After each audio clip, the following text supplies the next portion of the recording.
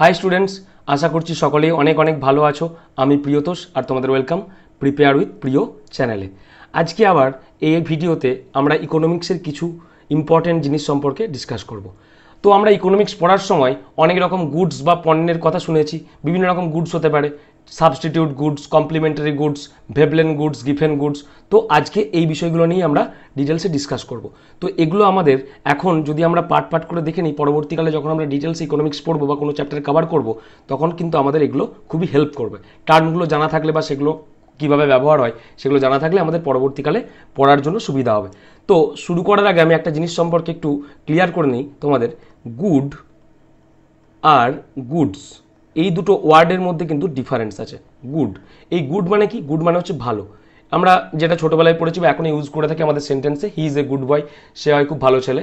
ঠিক আছে, এখানে গুড মানে কিন্তু ভালো, কিন্তু যখন গুডের সাথে এস যোগ হয়ে যাচ্ছে তখন কিন্তু তার মানে হয়ে যাচ্ছে কি পণ্য বা কোনো জিনিসপত্রকে বোঝাচ্ছে। তো চলো আজকে আমরা বিভিন্ন রকম গুডস সম্পর্কে ডিসকাস করে নিই। তো প্রথমেই যেটা আমরা এখানে লিখেছি সেটা হচ্ছে কি সাবস্টিটিউট গুডস। ঠিক আছে, সাবস্টিটিউট গুডস কি? সাবস্টিটিউট গুডস হলো সেই সমস্ত পণ্য বা সেই সমস্ত গুডস যেগুলো আমরা একটার বদলে অন্য ইউজ করতে পারি। বোঝা গেল না? তো চলো দেখা যাক। ধরো এখানে আছে কি, এখানে হচ্ছে কফি আছে। ঠিক আছে, আমি উদাহরণ দিয়ে বোঝাবো। এখানে কফি আছে, ঠিক আছে। এবারে কি হলো, হঠাৎ করে কফির দাম বেড়ে গেল। এর কফির দামটা কি হলো, বেড়ে গেল, প্রাইস হাই হয়ে গেল। সে সময় আমরা কফি থেকে কিসে চলে আসবো? এটা যদি আমরা গ্রুপ এ ভাবি আর এটা যদি গ্রুপ বি ধরে নিই, ঠিক আছে, কফির দাম হঠাৎ করে বেড়ে যাওয়ায় আমরা কিসে ট্রান্সফর্ম করতে পারি? টি। তাহলে আমরা কফির বদলে চা খেতে পারি। তাহলে সাবস্টিটিউট মানে কি? কোনো কিছুর বদলে অন্য কিছুকে ইউজ করা। তাহলে কফির বদলে আমরা কাকে ইউজ করছি? টি বা চাকে। তাহলে এখানে এই দুটো কি? এই দুটো হচ্ছে সাবস্টিটিউট গুডস। এর উদাহরণ আরও হতে পারে, যেমন পেপসি। ধরো তুমি পেপসি খেতে ভালোবাসো, কিন্তু দোকানে কি হয়েছে, দোকানে পেপসির স্টক নেই। তুমি তখন কি করলে? পেপসির বদলে তুমি কোক নিয়ে নিলে বা কোক প্রেফার করলে। এটা হচ্ছে কি, এটার বদলে আমরা এটা কি ইউজ করতে পারি। এগুলোকে বলা হয় সাবস্টিটিউট গুডস। নেক্সট হচ্ছে, ধরো তুমি নাইকের জুতো পড়ো, কিন্তু এর প্রাইস অতিরিক্ত পরিমাণে বেড়ে যাওয়ায় তুমি নাইক থেকে শিফট করে গেলে কোথায়? অ্যাডিডাসে। হ্যাঁ চলো, অ্যাডিবাস না, অ্যাডিডাস। ঠিক আছে, অরিজিনাল প্রোডাক্ট। এরপর দেখো নেক্সট, কোলগেট। এরকম গাদা গাদা উদাহরণ হতে পারে। কোলগেট, তুমি কোলগেট ইউজ করতে, কিন্তু কোনো কারণে তুমি কোলগেট আর ভালো লাগছে না বলে তুমি চলে গেলে কোথায়? পেপসুডেন্টে। পেপসুডেন্টে। তাহলে কি, একটার গুডসের জায়গায় আমরা যে অন্য গুডসকে ইউজ করতে পারি সেই সমস্ত গুডসকে আমরা কি বলি? Substitute goods. বুঝতে পারা গেছে? তো এখানে পড়ানোর সময় আমি যে বললাম প্রাইস বেড়ে গেছে বলে আমরা এটা ইউজ করবো কেন? কারণ এখানে মাইক্রো ইকোনমিক্সের একটা জায়গা চলে আসে। আমি অল্প করে বলবো, আমি ডিটেলসে যাচ্ছি না, এটা আমি আলাদা ভিডিও নিয়ে আসবো। Law of demand. Law of ডিমান্ডে কি বলা আছে? ল অফ ডিমান্ডে বলা আছে কোনো জিনিসের প্রাইস যদি বেড়ে যায় তাহলে কি হবে?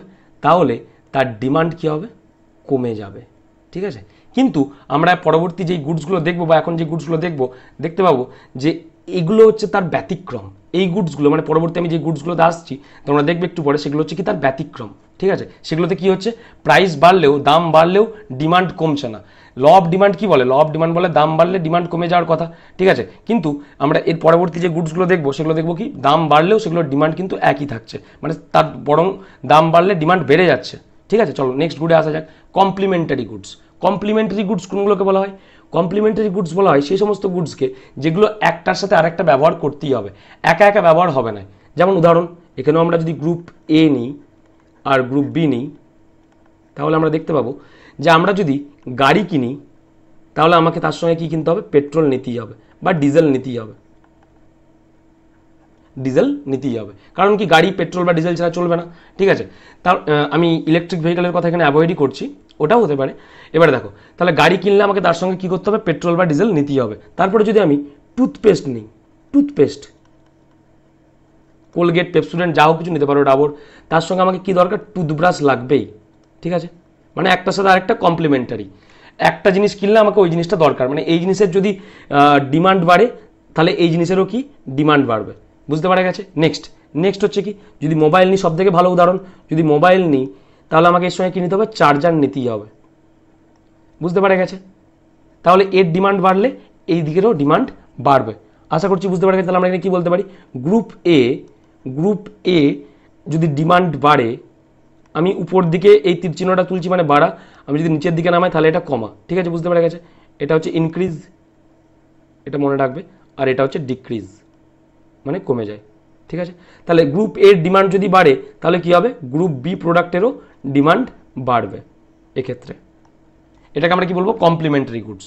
নেক্সট দেখা যাক, এরপরে নেক্সট আসা যাক আমাদের ভেবলেন গুডস বা কনসপিকিউয়াস গুডস। আমি কিছুক্ষণ আগেই বললাম যে কিছু কিছু গুডসের ক্ষেত্রে ল অফ ডিমান্ড ফলো করবে না, এগুলো হচ্ছে ল অফ ডিমান্ডের ব্যতিক্রম। ল অফ ডিমান্ড কি বলে, যদি প্রাইস বেড়ে যায়, ইনক্রিজ করে, তাহলে কি হবে, ডিমান্ড ডিক্রিজ করবে। এটা হচ্ছে আমাদের ল অফ ডিমান্ড বলে। কিন্তু এক্ষেত্রে কি হয়, এই কনসপিকিউয়াস বা ভেবলেন গুডসের ক্ষেত্রে আমাদের প্রাইস বাড়ার সাথে সাথে ডিমান্ডও বেড়ে যায়, কারণ এই গুডস বা এই পণ্যগুলো খুব লাক্সারিয়াস গুডস হয়। যেমন কি, যেমন হচ্ছে তোমার এখানে উদাহরণে দেখে নাও, এখানে উদাহরণ হচ্ছে তোমার এই ধরো অ্যাডিদাস, রিবক, তারপর হচ্ছে এই সমস্ত লি, এই সমস্ত হাইফাই কোম্পানির আমাদের কি মনে হয় তখন, যে যত দাম বাড়বে তত জিনিসগুলো আরও বেশি হবে, ব্র্যান্ডেড প্রোডাক্ট, ব্র্যান্ডেড ক্লোথিং হতে পারে। তারপরে কি, তারপরে আর্ট এবং artifact, art and artifact modern যেগুলো, ঠিক আছে, এই জিনিসগুলোর যত দাম বাড়বে তত কি, তত আরও সুন্দর হবে এবং সেগুলো খুব ভালো হবে, এরকম একটা চিন্তাভাবনা আমাদের মাথার মধ্যে ঘোরে।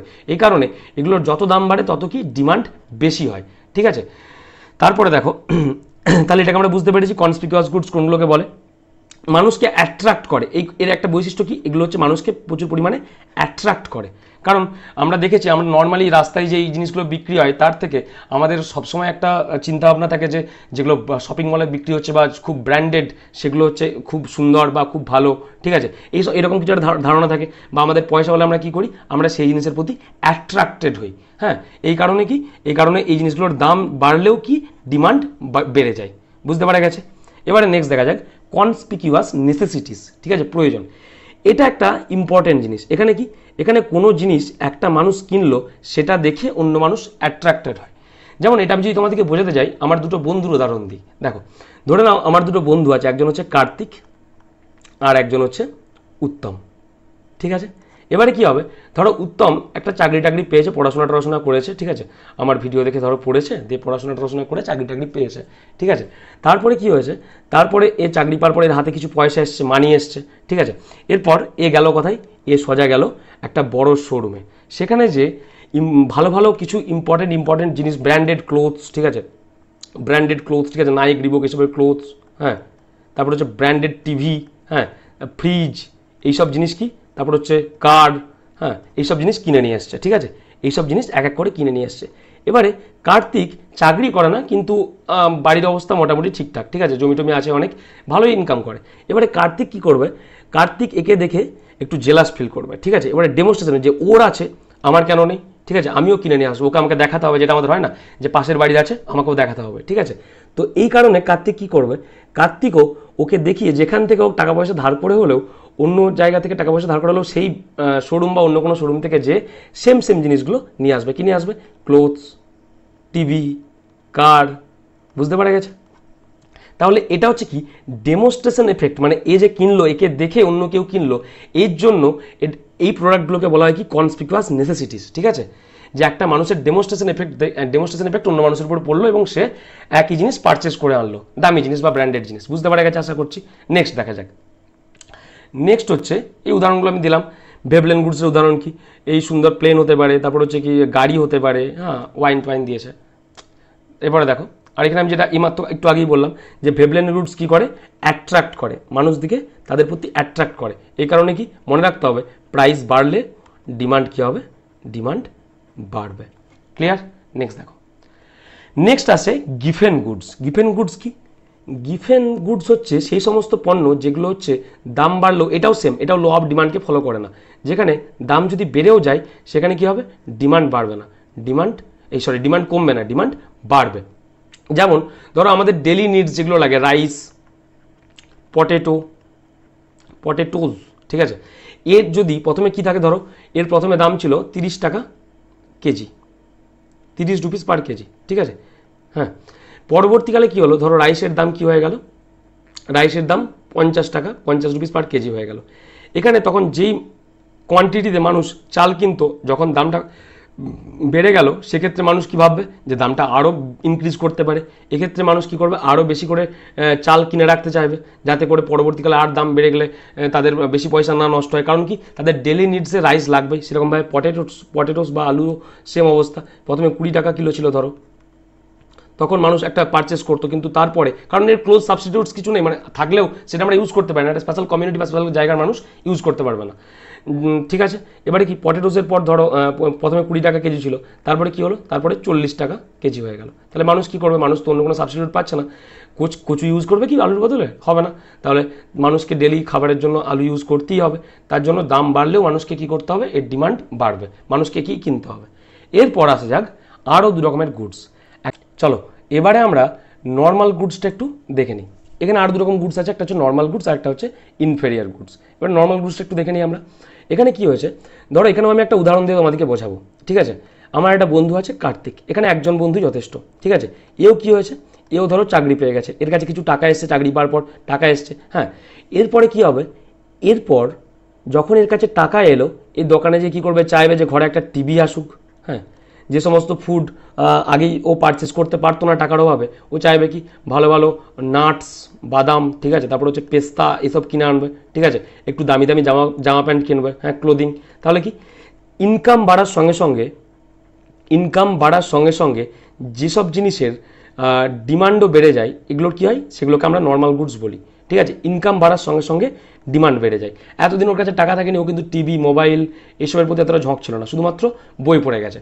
তারপর যখনই চাকরি পেয়ে গেল, তখনই কি টিভি, মোবাইল, টাকা এলো হাতে, একটু টিভি, মোবাইল, তারপরে খাবার জিনিসের মধ্যে বাদাম, পেস্তা এসব, তারপরে জামা প্যান্ট, এইসব জিনিসের উপরে একটু ফোকাস করলো, এইসব জিনিস কিনতে আরম্ভ করলো। তাহলে ইনকাম বাড়ার সাথে সাথে ডিমান্ড বেড়ে যায় যে সমস্ত গুডস বা পণ্যের, তাকে আমরা কি বলবো, নর্মাল গুডস। বুঝতে পারা গেছে? নেক্সট আসা যাক ইনফেরিয়ার গুডস। ইনফেরিয়ার গুডস কোনগুলোকে বলবো আমরা, যেই সমস্ত, ওইখানে কি যেমন আগে নর্মাল গুডসে কী ছিল, কার্তিক যখন টাকা পেল হাতে চাকরি করার পর, তখন কি হচ্ছিল, তখন ও যে কিনে আনছিল জিনিসপত্র, মানে ইনকাম বাড়ার সাথে সাথে ডিমান্ডও বাড়ছিল। কিন্তু এক্ষেত্রে কি হবে, ইনকাম বাড়ার সাথে সাথে সেই যে সমস্ত গুডসের ডিমান্ড কমে যাবে। কারণ কি, কারণ তোমার কাছে আগে পয়সা থাকেনি, তোমার অত বাজেট থাকেনি, তুমি কেরোসিন দিয়ে রান্না করতে। ধরো ভালো করে বোঝানো, কার্তিক ফার্স্টে কেরোসিন দিয়ে রান্না করতো, কিন্তু যখন ইনকাম বেড়ে গেল বা চাকরি পেয়ে ইনকাম বেড়ে গেল বা যে কোনো কাজ করে ইনকাম বেড়ে গেল, ও তখন কি করলো, কেরোসিন থেকে শিফট করে চলে এলো এলপিজিতে বা ইন্ডাকশানে। ঠিক আছে, তাহলে আমরা এখানে কি বলতে পারি, যে ইনকাম বাড়ার সাথে সাথে যে সমস্ত গুডস বা পণ্যের ডিমান্ড কমে যায়, সেগুলোকে আমরা কি বলবো, ইনফেরিয়ার গুডস। আশা করছি বুঝতে পারা গেছে। চলো নেক্সট দেখা যাক। নেক্সট এখানে গুডসের কতগুলো ভাগ আছে, এইগুলো আমাদের একটু জেনে রাখা দরকার, কারণ আমরা যখন ন্যাশনাল ইনকাম পড়বো, ন্যাশনাল ইনকাম, তখন আমাদের এই গুডসগুলো কাজে লাগবে। আমি এখানেই পড়িয়ে দিচ্ছি, দেখে নাও তোমরা। গুডস মেনলি 3 রকমের হয়, একটা হচ্ছে র ম্যাটেরিয়াল, একটা হচ্ছে ইন্টারমিডিয়েট গুডস, একটা হচ্ছে ফাইনাল গুডস। এবারে র ম্যাটেরিয়ালস কোনটাকে বলবো, আমি এটাও একটা উদাহরণ দিয়ে বোঝাচ্ছি। দেখো, র ম্যাটেরিয়ালস হচ্ছে সেগুলো যেগুলো আমরা কোনো কিছু বানানোর জন্য ব্যবহার করব। ঠিক আছে, প্রাইমারি প্রোডাক্ট যেগুলো, যেমন হচ্ছে আমরা যদি উদাহরণস্বরূপ ধরতে পারি গম, ধরে নাও গম। ঠিক আছে, মাঠে গম চাষ করা হলো, ঠিক আছে, বা গম চাষ করা হলো, এবং সেই গমটা এবারে ময়দা বানানোর জন্য তৈরি করা হবে। তাহলে এই গমটা কি, গমটা হচ্ছে র ম্যাটেরিয়াল। ঠিক আছে, এবারে ধরো এরপর আসছে ইন্টারমিডিয়েট গুডস। ইন্টারমিডিয়েট গুডস কি, ইন্টারমিডিয়েট গুডস হচ্ছে যে এই গম থেকে কি বানানো হলো, গম থেকে ময়দা বানানো হলো।